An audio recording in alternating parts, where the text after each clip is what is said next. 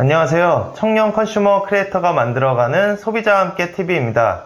일상 소비 생활 속에서 문제를 겪은 청년 소비자 여러분들을 위한 소비자 분쟁 해결 기준 알림 2 콘텐츠 지금부터 시작하겠습니다.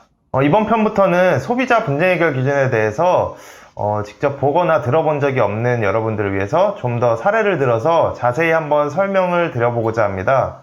지난 시간에 말씀드린 바와 같이 소비자 분쟁 해결 기준이란 소비자와 사업자 사이에 발생하는 분쟁을 원활하게 해결하기 위한 합의 또는 권고의 기준을 말합니다. 헬스장 환불에 대해서 어려움을 겪은 청년 소비자 여러분들을 위해서 오늘 헬스장 편으로 한번 자세히 알아보도록 하겠습니다. 1372 소비자 상담센터에 접수된 사례를 중심으로 한번 살펴보도록 하겠습니다. 헬스장을 1년 동안 이용하기로 하고 계약을 체결한 이모모씨, 총 금액 60만원 중에서 3분의 1에 해당하는 20만원을 먼저 지불을 했는데요. 코로나 사태가 터지자 결국 사업자에 취소를 요청하고 환불을 해달라고 요구를 했는데요. 사업자는 20만원이 계약금이기 때문에 절대로 반환해 줄 수 없다고 했습니다. 이럴 때 이모모씨는 계약금을 받을 수 없기 때문에 이대로 그냥 포기해야 될까요? 그렇지 않습니다. 소비자 분쟁 해결 기준을 알고 있었다면은 사업자와 어떤 합의를 볼 수 있는 그런 액션을 취할 수 있었을 거예요.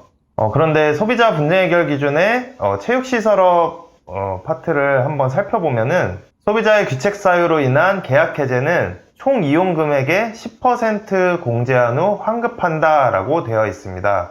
자, 그러면 이 내용을 제시된 사례에 한번 적용해 볼까요? 헬스장 사장님은 이모씨로부터 받은 20만원 중 6만원을 공제한 14만원을 반환해 주는 것이 맞습니다. 왜 6만원일까요? 이모모씨가 1년간 계약하기로 한 그 총 이용 금액은 60만원이기 때문이죠. 소비자 입장에서는 20만원을 먼저 납부를 하고 나서 이제 운동을 할 수 없는, 또 하지 않는 그런 상황이 된 건데요.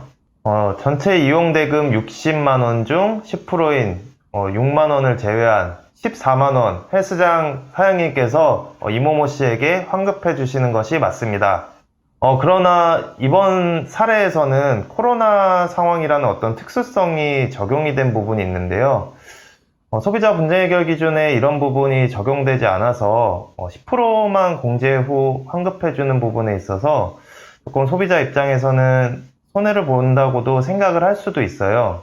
소비자 보호의 차원에서라도 분쟁 해결 기준이 좀 더 이런 부분에 있어서 환급에 대한 어떤 새로운 기준이 조금 더 정립되고 보완될 필요는 있어 보입니다. 자, 소비자 분쟁 해결 기준만 제대로 알고 있으면 이렇게 헬스장 사례와 같이 미리 계약한 것에 대해서 환불을 받을 수 있는 액션을 취할 수 있을 겁니다. 자, 지금 보신 사례와 같이 소비자 분쟁 해결 기준만 제대로 알고 있다면 헬스장 관련해서 환불 받을 수 있습니다.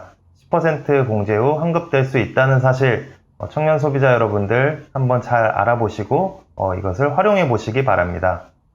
지금까지 청년 컨슈머 크리에이터가 만들어가는 소비자 분쟁 해결 기준 알림이 진행해 봤는데요. 소비자 분쟁 해결 기준에 대해서 조금이라도 감이 오실까요? 다음 편에는 여행 관련해서 진행해 보도록 하겠습니다. 기대 많이 해주세요.